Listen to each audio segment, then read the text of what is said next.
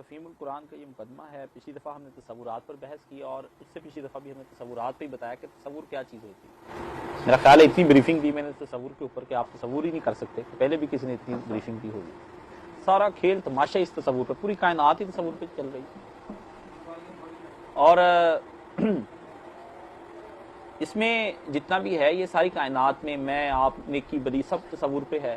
کائنات کا بننا تصور پہ، نبیوں کو آنا تصور پہ، جانا تصور پہ، موت، سب چیزیں تصور ہے. تصور ایک عجیب چیز ہی ہے، بس خیال ہے آدمی کے ذہن میں آتا ہے، سارا کام اسی پہ بنتا چلا جاتا ہے. تو اس کے بعد میں نے کہا کہ مولانا مرحوم فرماتے ہیں کہ یہ کتاب جو ہے یہ زندگی کے بنیادی تصوروں کو پیش کرتی ہے کہ جس پہ زندگی چلتی ہے. یہ ان تصورات سے بحث کرتی ہے جن تصورات، بعض تصور ایسے خام خیالیاں بھی ہوتی ہیں، کوئی وجہ نہیں ہوتی اس بات کو، ایسے اپنے ذہن کے اندر وسوسے، اندیشے، اس بنا پر آدمی کوئی نہ کوئی عمارت تعمیر کر لیتا ہے. جیسے ہم اپنی اولادوں کے بارے میں بہت زیادہ فکر مند ہوتے ہیں جبکہ ہم اس کو نصیب ہی نہیں دے سکتے. یہ ایک تصور باندھ لیتے ہیں اپنے ذہن کے اندر کہ اگر میں نے کمایا اور میں بہت ساری دولت چھوڑ گیا تو میری اولاد پیچھے بڑے آرام سے رہ سکے گی. یہ ایک تصور ہے. اور میں کماتا رہوں اور میری بیوی جو ہے وہ بڑے آرام سے پیچھے رہ سکے گی. ٹھیک ہے، یہ ایک تصور ہے اور یہ خام تصور ہے. ایک ہوتا ہے پختہ تصور، اسٹرانگ تصور، ایک ہوتا ہے خام ناقص قسم کا تصور جس کی کوئی اہمیت ہوتی ہے. وہ ایک آپ خام خواہ اپنے ذہن میں لے آتے ہیں، پھر اسی بنیاد پر سارے کام کرتے چلے جاتے ہیں. جبکہ کبھی ایسا نہیں ہوا کہ دولت مند باپ کی اولاد لازمی نہیں کہ دولت مند رہے اور غریب باپ کی اولاد نہیں غریب رہے. یہ ہوا ہی نہیں، یہ کبھی بھی ایسا نہیں ہوا. ٹھیک ہے، انسانوں کی جو 99.999 قسم جو ہے نا وہ ساری زندگی اپنی اولاد کے لیے ہی پاپ کرتی ہے. اچھا، مرنے کے بعد بھی اس کے مال کا جو غلط استعمال وہ بھی باپ کو ہی جاتا ہے، سارا باپ کو جاتا ہے.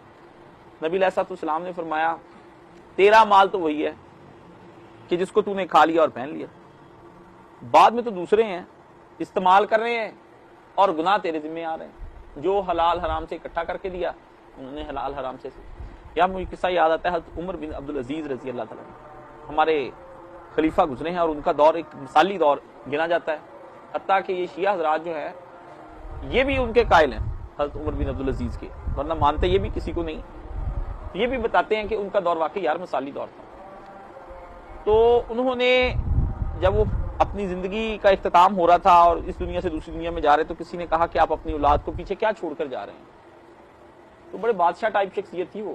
اس کی وقت آیا تو میں آپ کو ان کی ڈیٹیل کے ساتھ ایک ایک بات بتاؤں گا. آپ حیران حیران حیران حیران حیران ہی ہوتے چلے جائیں گے. پھر آپ کو پتہ چلے گا میں کیا دولت مند ہوں جو وہ دولت مند تھے. مطلب میرا خیال ہے کہ ہوں گے دولت مند، لیکن میرا خیال ہے کہ ابھی اتنے دولت مند میں نے ایسے لوگ نہیں دیکھے کہ روزانہ ایک جوڑا پہنے اور ان کے دوبارہ اس جوڑے کی باری آئے ہی نہ. ایسا کچھ نہیں، 2 3 4 دفعہ تو بڑے امیر لوگوں کو میں نے پہنتے دیکھا ہے. وائٹ رنگ کے کپڑے تو ویسے ہی سب کو چھپا لیتے ہیں، پتہ نہیں کتنی دفعہ پہنا ہوتا ہے. ایسے جوڑے نہیں میں نے کبھی، بہت کم کسی کوئی رئیس ادھر ہوں گے، ابھی یہاں نہیں میں نے کوئی دیکھا ہے. ابھی جس کا ڈیلی کا ایک سوٹ ایک دفعہ آج پہنا پھر زندگی میں دوبارہ باری ہی نہیں آئی اس کی، ایسا کوئی نہیں مجھے نظر آتا. اتنے امیر آدمی کی وہ پھر بعد میں کیسے وہ اسلام کی طرف آئے اور کس واقعے نے ان کے دل کے اوپر چوٹ لگائی جس سے وہ بدل گئے.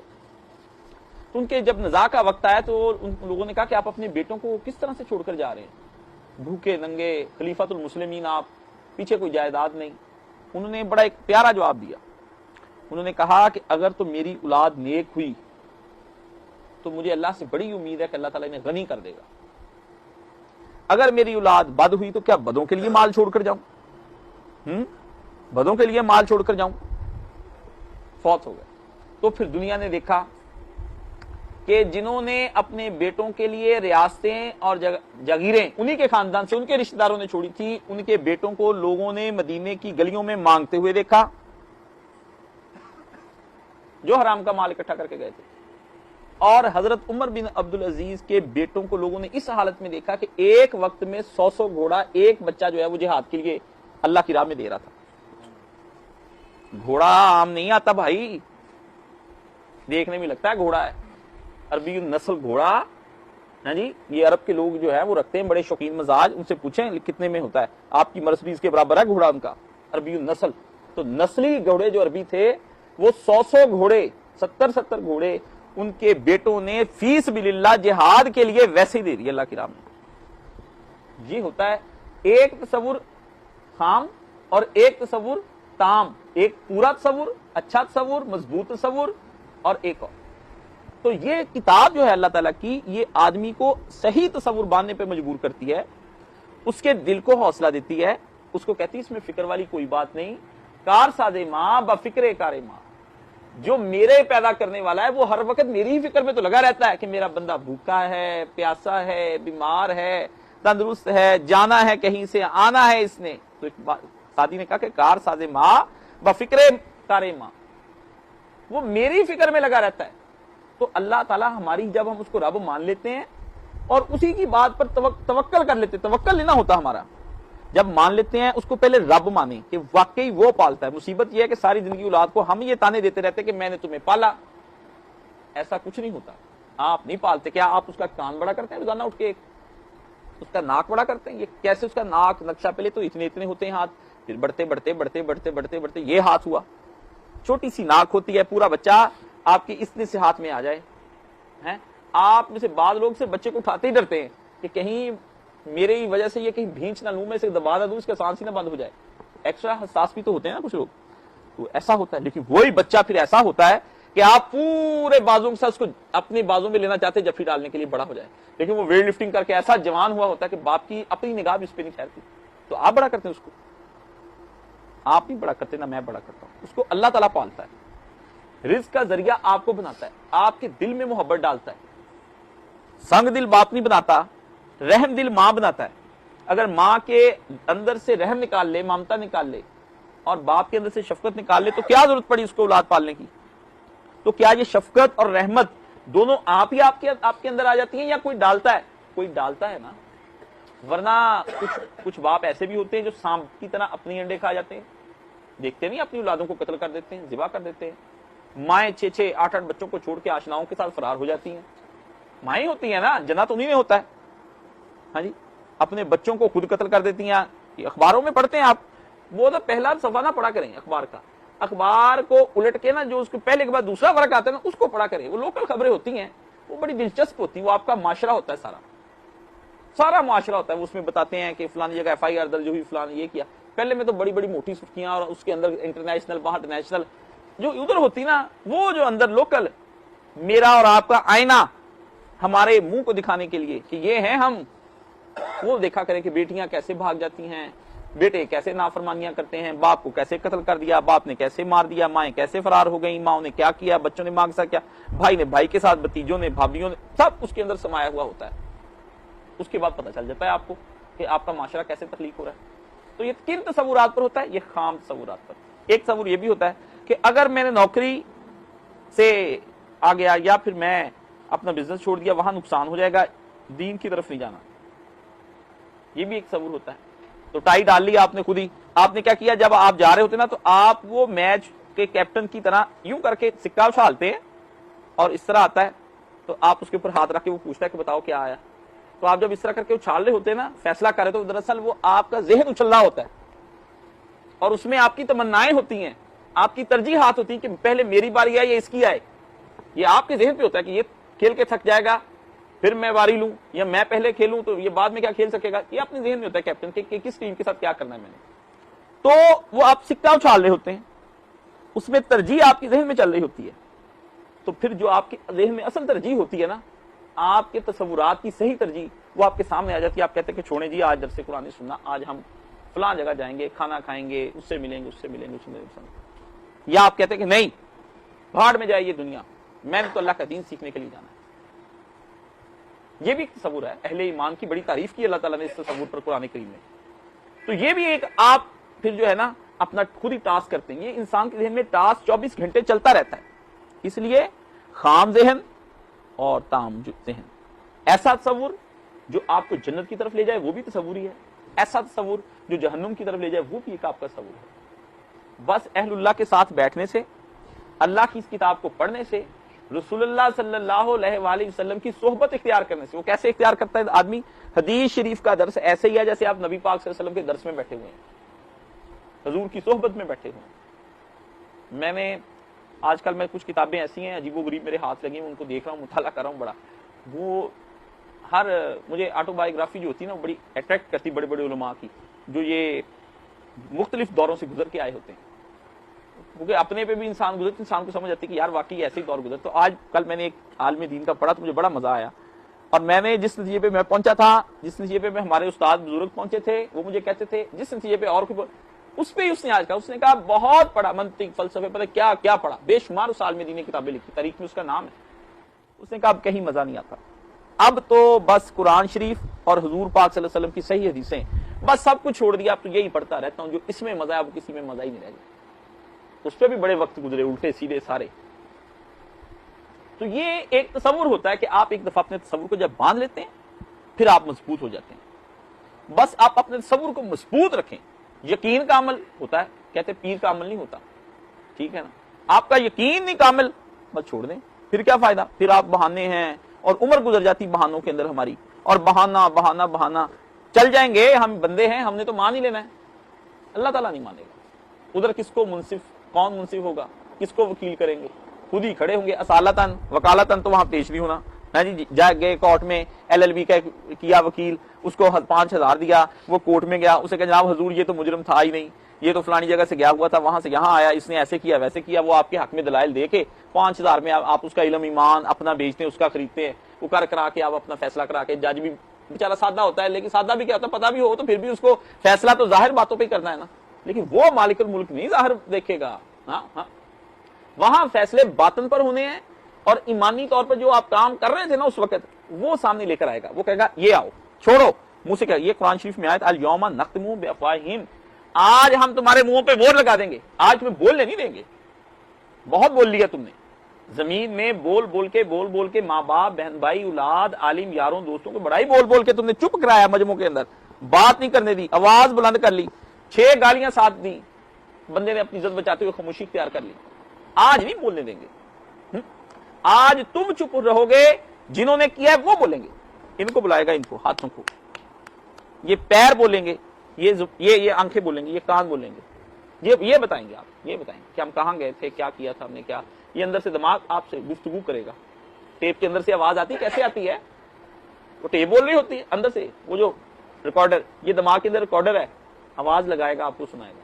پیٹتا جائے گا آدمی, ہائے تم لوگ کیوں بولے, میں تم کو تو بچانے کے لیے وہاں بحث کر رہا تھا. تو جواب ہوگا کہ جس نے تجھ کو چپ کرایا اسی نے ہم کو بولنے کا حکم دے دیا. تو وہاں ہر شے بولتی ہے, ہمارے ہاں ہی نہیں کچھ بولتا. بولا نہیں, رویا نہیں ستون, ساری دنیا کے سامنے رویا. صحابہ کرام کے مجمع کے اندر رویا, لکڑی کا ہی ستون تھا نا, حضور ٹیک لگاتے تھے. وہ فراق میں حضور الگ ہوئے, وہ بلند آواز سے رو پڑا, ایسے رویا جیسے بچہ چیخ کے روتا ہے. لوگ پریشان ہو گئے, آواز کہاں سے آ رہی ہے. رسالت مآب صلی اللہ علیہ وسلم جلدی سے ممبر سے اترے, اس کو گود میں لے لیا. وہ کہتے ہیں یوں رویا, ہچکیاں لے لے کے نبی صلی اللہ علیہ وسلم سے, جیسے بچہ چھوٹا ننھا بچہ روتا ہے. حضور نے اس کو بڑا پیار کیا. در فراق او چوبے خوش گریز, رومی نے کہا تھا کہ محمد رسول اللہ صلی اللہ علیہ وسلم کے فراق میں خشک لکڑیاں روئیں, مسلمان تو نہیں رو سکا جیتا جاگتا وجود. رومی نے بھی یہی کہا کہ تو نہیں رویا حضور کو یاد کر کے, تنہائیوں میں مجھے یاد کر کے بتا دیں. اللہ کو یاد کر کے تو ہم سر روئے ہوں گے, کوئی گناہوں کی ویسے پکڑ نہ لے, پھینٹی لگائے گا ہمیں. حضور کے بارے میں جو تنہائی میں رویا وہ مجھے بتائے کون رویا. نہیں رونا آتا ہے اس وقت جب نبی صلی اللہ علیہ وسلم کے احسان یاد آتے ہیں. ماں باپ آتے ہیں نا, روتا ہے نا, کیونکہ ماں باپ کے احسان یاد آتے ہیں. امی کی یاد آتی ہے, ماں مر جائے تو پھر بندے کو یاد آتا ہے صبح کھانا کیسے دیتی تھی, شام کو کیسے دیتی تھی, میرے کپڑے کیسے پریس ہوتے تھے, میں چیخ کے بھی بولتا تھا, وہ دھیمے انداز سے چپ کراتی تھی. باپ یاد آتا ہے کہ نہیں آتا, ابا جی کیسے سارا دن کام کرتے تھے, پھرتے تھے, تھک جاتے تھے, پھر شام کو آ کے ہم ڈیمانڈ کرتے تھے, ان کی جیب میں پیسے نہیں ہوتے تھے, پھر وہ پتہ نہیں کہاں سے لاتے تھے, دیتے تھے. یاد آتے ہیں ابا جی, احسان آتے یاد, تو رو پڑتا ہے بندہ, تنہائی میں رو پڑتا, دل بھر آتا ہے آدمی کا. تو رسول اللہ صلی اللہ علیہ وسلم کے بارے میں کیوں نہیں رونا آتا, یہ سوال ہے. آپ کا تصور کبھی باندھا ہی نہیں, کبھی رسول اللہ صلی اللہ علیہ وسلم کو خیالوں میں لائے ہی نہیں. حضور پرنور رسول مقبول صلی اللہ علیہ وسلم کو کبھی تنہائیوں میں یاد ہی نہیں کیا. آدمی کا جو محبوب ہوتا ہے نا, وہ اس کی یہ کیفیت ہوتی ہے, عشق مجازی کی بات بتانے لگا ہوں, کہ آدمی تنہا بیٹھا ہوا ہو تو وہ اس کو اپنے پاس حاضر کر لیتا ہے. تخیل اور تصور اتنی مضبوط چیز ہے کہ اس کو اپنے پاس حاضر کر لیتا ہے. دلیل میرے پاس ہے, تم میرے پاس ہوتے ہو گویا جب کوئی دوسرا نہیں ہوتا. مومن خان مومن کا شعر ہے, ملک الشعراء غالب سے بڑے تھے, کہتے ہیں کہ تم میرے پاس ہوتے ہو گویا, دلیل ہے میرے پاس. عشق مجازی کی دلیلیں بھی ہم دے سکتے ہیں، عشق حقیقی کو دیں گے ہی۔ جب کوئی دوسرا نہیں ہوتا، حاضر کر لیتا ہے گھر بیٹھا محبوب آپ کے، وہ کہتے ہیں محبوب قدموں میں، میں نے کہا وہ خود ہی آ جاتا ہے قدموں میں، اتنا تیز تخیل ہوتا ہے ہمارا۔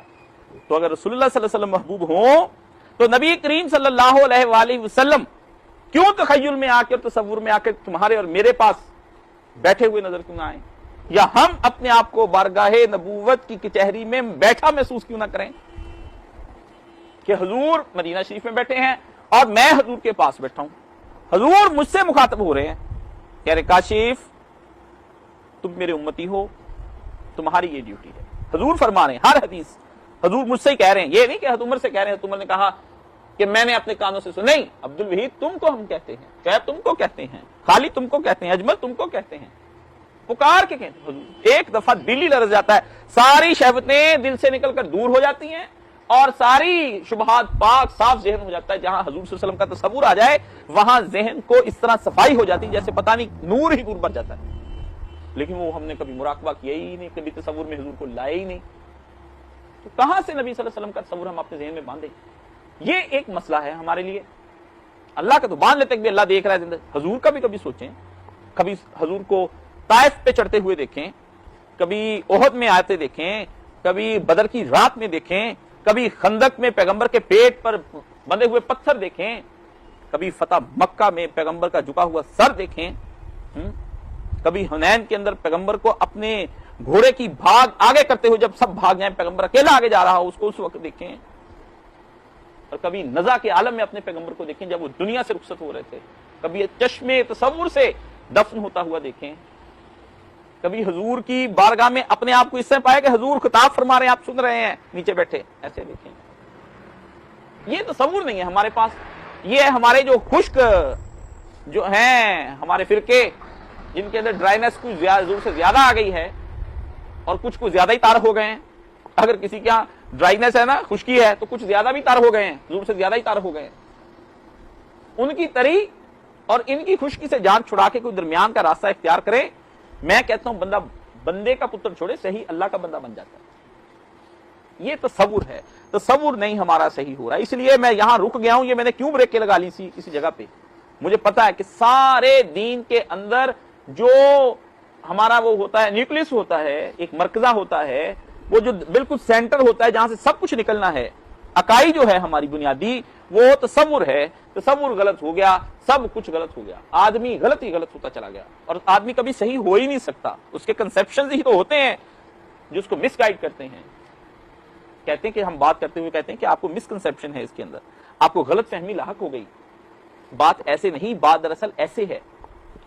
تو ایسے ہی یہ بات ہم سمجھاتے ہیں کہ ہمیں یہ تصورات کی دنیا جو ہم بسا لیتے ہیں کہ یہ میں ہمیشہ اس میں رہوں گا، پھر میرے بچے ہوں گے، میری بیوی ہوگی، پھر میں بوڑھا ہو جاؤں گا، ہیں جی، اور پھر میں ان کے لیے یہ، پھر ایک گاڑی ہوگی، پھر گاڑی میں بیٹھا ہوا ہوں گا، وہ پھر بچے آ جائیں گے، پھر میں ان کے گرد کھیلوں گا، وہ دادا وہ کرتے مجھے پکڑ لیں گے، پھر ہزار کیا بات کر رہے ہو بھائی، آگاہ اپنی موت سے کوئی بشر نہیں، اور سما 100 برس کا اور پل کی خبر نہیں۔ لیکن میں نے ایک تصور اور بھی دیکھا، ایک آدمی کا، بڑے اللہ والے تھے، ان کا پہلے ایک بیٹا مرا، جوان، ان کا باقی 3 ہیں اللہ کا، پھر دوسرا مرا، افسوس کے لیے گئے لوگ کہ اللہ کا مال اللہ لے گا، پھر تیسرا مرا، پھر بھی ایک کی آس تھی، پھر چوتھا مرا، باپ نے 4 بیٹے جنازے اٹھائے، لوگ افسوس کے لیے ان کے پاس گئے، حوصلہ تو ٹوٹ جاتا ہے نا، اللہ سے شکوے بھی پیدا ہو جاتے ہیں۔ لیٹا ہوا تھا، کہنے والے نے جا کر یہ کہا ہاتھ رکھ کے کہ یار کوئی بات نہیں، آزمائش ہے، جلدی سے اٹھ کے بیٹھ گیا، او بھائی چپ، آزمائشیں تو ولیوں نبیوں کی ہوتی ہیں، ہم جیسے گناہگاروں کو تو سزائیں ملتی ہیں، آزمائشیں ان کی، میں گناہگار بندہ، میری آزمائش نہیں ہو سکتی، آزمائش نیک بندے کی، جو مالک کرے الحمدللہ، 4 لے گیا، اس نے دیے تھے وہی لے گیا، یہ بات نہیں کرنی کہ مجھ پہ آزمائش آئی، میں نیک ہوں نہیں ہوں، میں اس آزمائش والے لفظ پہ نہیں آ سکتا، مجھے تو کوئی نہ کوئی غلطی کر بیٹھتا ہوں، پھر اللہ ہلاتا ہے کہ بندے کا پتر بن، تو میں بن جاتا ہوں۔ تو اللہ معاف کرے، میرے رب کے سارے فیصلے سچ ہی سچ ہیں، ایسے بھی لوگ دیکھیں، ایسے بھی دیکھیں ایسے بھی دیکھیں. یہ سب چیزیں جو ہیں یہ تصورات پر مبنی کہ اس کے اللہ تعالیٰ کا حدیث شریف میں آتا ہے کہ نبی کریم صلی اللہ علیہ وآلہ وسلم نے فرمایا کہ اللہ تعالیٰ ایک آدمی کا، ایک بوڑھے کا نوجوان بیٹا اٹھا لیتا ہے، فرشتوں کو کہتا ہے جان نکال دو، وہ لے آتا ہے تو بوڑھا باپ، تو اللہ تعالیٰ فرشتوں کو بلا کر پوچھتا ہے مجمع میں، جب تم اس کے بیٹے کی جان قبض کر کے لے آئے باپ کے دل پر کیا ہوا؟ کہا قیامت گزر گئی، ایک ہی بیٹا تھا اللہ تعالیٰ کہتے پھر اس نے کیا کہا؟ کہتا اس نے آگے سے کہا الحمدللہ، مالک تیرا شکر، تیری رضائیں، تیری تعریفیں، تو ہی لے کر جانے والا ہے یہ آزمائشوں پر. تو انہوں نے آگے سے اللہ تعالیٰ نے کہا اب میرے بندے کو دیکھ لو، اس میرے بندے کی جزا یہ ہے کہ اس کے الحمدللہ ایک کہنے پہ ایسا ایک موتی کا محل تیار کر دو پوری جنت میں جس کا ثانی کوئی نہیں ہوگا، وہ صرف اس کے اس جزا پر ہوگا کہ بندہ میری اس بات پہ بھی ٹھہرا رہا. تو یہ فیصلے یہاں کے ہمارے تصورات سیدھے ہو جائیں، ہماری زندگیاں سیدھی ہو جائیں. ہماری تصورات دنیا کے بارے میں یہ ہے کہ یہ ایک تو فنا نہیں ہونی، اندر ہے نا، اندر ہے، سارا کچھ اندر ہے. یہ پھوڑا اتنا پکا ہوا ہے، یقین جانے یہ بڑا عجیب قسم کا پھوڑا ہے، یہ نظر بھی نہیں آتا، یہ اندر ہی اندر کینسر کی طرح پھیلتا چلا جا رہا ہے. خدا کے اوپر شکر کریں تو پھر دبانے سے پتہ چل، تھوڑا سا دبائیں تو ٹک کر کے باہر سے آ جاتا ہے سارا مواد اندر کا. ہاں اللہ تعالیٰ نے تو یہ بڑا یہ وہ سب ساری آزمائشیں میرے لیے لکھا دی سب ایک منٹ میں، نہ شکریہ کفر، اوپر سے کہتا رہتا اللہ تیرا شکر، اوپر سے تو سارے کہتے ہیں، وہ اندر والا شکر نہیں ملتا، وہ تصورات پر ہے. تصور سیدھا ہو گیا گویا آپ کی کائنات سیدھی ہو گئی. آگے ہم پڑھتے ہیں اور اسے پھر آخری بات کر کے ختم کر دیتے ہیں. 4 جملے. اسی اسنا میں اگر کسی مقام پر کوئی سوال ذہن میں کھٹکے تو اس پر وہیں اسی وقت کوئی فیصلہ نہ کر بیٹھیں بلکہ اسے نوٹ کر لیں، سوال کو لکھیں. مولانا نے کہا کہ قرآن شریف جب پڑھتے ہیں تو اپنے پاس ایک ڈائری بنائیں، قرآنی کاپی، اس کے اوپر سوال لکھیں اپنا فوری کہ یہ ذہن میں میرے بات آئی ہے، یہاں اللہ نے کیوں یہ فرمایا، اسے نوٹ کر لیں اور صبر کے ساتھ آگے مطالعہ جاری رکھیں. یہ نہیں پھر اس کے بعد رکھ کے بس چل سو مجھ سے پوچھ، ٹیلی فون کر، اس سے پوچھ، نہیں، اس کو خود ہی کریں. یہ پہلا مطالعہ جو آپ نے کرنا ہے قرآن کا ویسے کرنا. اغلب یہ ہے کہ آگے کہیں نہ کہیں اس کا جواب مل جائے گا. اگر جواب مل جائے تو اپنے سوال کے ساتھ اسے بھی نوٹ کر لیں، نیچے لکھ دیں کہ اس آیت کا جواب جو سورہ بقرہ کے اندر 196 نمبر آیت تھی اس کا جواب اللہ تعالیٰ نے سورہ حشر کے اندر 33 نمبر آیت کے اندر دیا ہے. ایسے لکھیں. قرآن شریف پڑھنے کا طریقہ ہدایت کیسے لینی ہے، یہ نہیں بس الحمدللہ رب العالمین الرحمن الرحیم آمین، سب کی بات ہے آمین، اس کو ہمیں بھی یاد ہے آمین آمین. کئی دفعہ یہ بھی ہوتا ہے کہ ہم لوگوں سے پوچھتے بھی ابھی آپ نے نماز پڑھی؟ جی ہاں پڑھی. مولوی صاحب جو دوسری رکعت میں کون سی صورت پڑھی تھی؟ مولوی صاحب نے حاج صاحب کون سی پڑھی تھی؟ حاج صاحب آپ بتائیں. ہم ہیں وہاں جہاں سے ہم کو اپنی خبر نہیں آتی. پہلے تو آتی تھی حالے دل پہ ہنسی، اب تو مگر کسی بات پر بھی نہیں آتی. پتہ نہیں کس مقام پر پہنچ جاتے ہیں جب ہم مولوی صاحب کے پیچھے قرآن شریف پڑھے، ہمارا مقام کا بھی پتہ نہیں چلتا، پتہ نہیں عرش الہی سے آگے گزر جاتے ہیں یا کہاں نکل جاتے ہیں ہم، وہاں ہوتے ہی نہیں. مجھے یاد آیا مولانا مودودی سے کسی نے لکھا بھی میں نے عرش الہی پہ نظر ڈالی تو وہاں سے میں نے پوچھا بھی یہ جماعت اسلامی ٹھیک ہے کہ نہیں. مولانا نے کہا آپ اتنی دور جو جا رہے ہیں آپ نیچے ہی رہتے، یہی پہ پتا کر لیتے لوگوں سے بھی ہم صحیح ہے یا نہیں. یہ کوئی اتنا معاملہ تو تھا نہیں. تو وہاں بھی نا بہت بلند مرتبے پہ پہنچ جاتے ہیں، وہاں سے ہمیں نہیں پتا چلتا بھی یہ قرآن شریف پڑھ رہا ہے یا ہم کیا کر رہا ہے، ہمیں کچھ نظر نہیں آتا. سمجھ تو کسی کے سوال کا جواب نہ ملے تو صبر کے ساتھ دوسری بار پڑھیں، پھر نہیں ملا تو قرآن شریف جب آپ ختم کر لیں پھر مل جائے گا. میں اپنے تجربے کی بنا پر کہتا ہوں. یہ کون کہتا ہے؟ وقت کا سب سے بڑا متکلم سید سلیمان علی ندوی رحمۃ اللہ علیہ، ہندوستان میں علم کا ایک نام ہے. انہوں نے اپنے رسالے میں مولانا کو متکلم اسلام کہا تھا کہ ہمارے دور کا سب سے بڑا بیسٹ ڈیبیٹر جو کھڑا ہو جائے تو کفر اس کے سامنے کھڑا نہ ہو سکے. ایسا آدمی تھا. مولانا گفتگو کرتے تھے تو مستشرقین کے دل لرزتے تھے. لاہور میں کانفرنس ہوئی تھی تو پتہ نہیں کتنے 100 مستشرقین آئے ہوئے تھے پوری دنیا سے، تو جواب نہیں آ رہا تھا کسی بات پر. تو مولانا مرحوم پھر اٹھ کر گئے. مولانا نے ایسا جواب دیا سب چپ. اللہ نے فہم دیا تھا. مولانا کا باپ بھی بہت نیک تھا اور ماں تو بس حد سے زیادہ نیک تھی. مولانا بڑی سختی سے تربیت کی مولانا. بلکہ جب مولانا کو پھانسی کی سزا ہو رہی تھی تو اس وقت انہوں نے مولانا کو بڑی سختی سے کہا تھا کہ اگر مجھے پتا چلا نا کہ رحم کی اپیل کی ہے تم نے، چھوڑوں گی نہیں. تو وہاں سے جو مولانا نے اپنی ماں کو خط لکھا ہے نا وہ پڑھنے والا ہے. وہاں کہا ماں یہ ان کو پتہ ہی نہیں مجھے کس نے پالا ہے. ٹھیک ہے نا, یہ تو بے وقوف ایسے ہی مجھے اصرار کریں گے میں جھک جاؤں گا, یہ تو جھکنا میرے لکھا ہی, میری ماں نے ایسی تربیت ہی نہیں کی. پھانسی پہ چڑھنا شہادت, یہ تو مقام بڑی دیر سے دیکھنا چاہتی تھی, بوڑھیا ہو گئی تھی وہ. اور گھر میں اپنی بہو کو کہا بس آج سے پودینے کی چٹنی سے روٹی کھائی جائے گی, بند کرو یہ سب کھانا پینا, سالن بھی نہیں پکے گا گھر میں. جب تک وہ جیل میں ہے, یہ دنیا سے رخصت تک کسی سے سوال بھی نہیں کریں گے. تو بالکل ان پڑھ تھی. مزے کی بات اور بھی بتا دوں, گفتگو اتنی ادبی کرتی تھی کہ 8 دن تک گورنمنٹ اسلامیہ کالج کے پرنسپل جو تھے وہ مولانا کے بردر ان لا تھے. تو وہ مولانا آئے کہ اما جان آپ سے میں ساری بات نا شاعری میں کروں گا. 8 دن تک شاعری میں بات ہوتی رہی, پانی بھی مانگنے, سب 8 دن بات ہوتی رہی. 8ویں دن وہ نے کہا میں اپنی بہن سے مدد لے سکتا ہوں, انہوں نے کہا لے لو. اس کے بعد 2 دن کے بعد وہ بھی ہار گئے, پھر دونوں ہار گئے. اور شمسی صاحب کا بڑا نام, یہ اتنی انہوں نے ادب اور سن کے ہی اتنا کچھ ان کو یاد تھا. اور وہ یہ پھوڑا نکلتا تھا تو اس کے اوپر ہاتھ رکھ کر اسے کہتی تھی کہ تو بیٹھ جا, اللہ نے تجھے ایک حکم دیا نکلنے کا, بس میں اللہ کے نام کی برکت سے کہتی تو بیٹھ جا, ختم ہو جا. وہ ختم ہو جاتا. لوگ بڑے بڑے یہی دم کرائے, اپنی زبان میں کہتی. تجربے کی بنا پر کہتا ہوں کہ دوسری بار کے غیر مطالعہ یعنی گہرے مطالعے میں شاذ و نادر ہی کوئی سوال جواب طلب باقی رہ جاتا ہے. تجربے کی بنا پر کہتا ہوں, دوسری بار تو گہری نگاہ سے پڑھے گا نا تو کوئی سوال ہی نہیں رہ جائے گا باقی اس کا. اللہ تعالیٰ ہمیں یہ قرآن شریف پڑھنے سننے کی اور اس پر عمل کرنے کی توفیق عطا فرمائے, ہمارے تصورات کو سیدھا کر دے, اور کچی پکی جیسی بھی ناقص نیکیاں ہیں اللہ تو اس کو اپنی بارگاہ میں قبول و منظور فرما.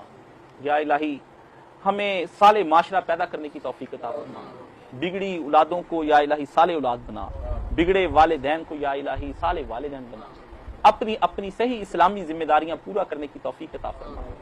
یا الہی معاشرے کو حیا والا معاشرہ بنا, یا الہی فحاشی اور بدکاری کو یہاں سے ختم فرما. ہمیں اپنے مصروف زندگی میں سے اپنے دین کے لیے کام کرنے کی توفیق عطا فرما.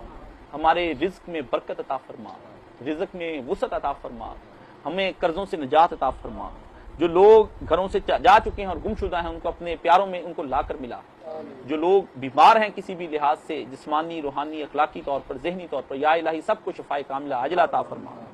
یا الہی جو جتنے فوت شدگان ہیں ان کی مغفرت فرما, جو ہم زندہ ہیں ہماری بھی مغفرت فرما.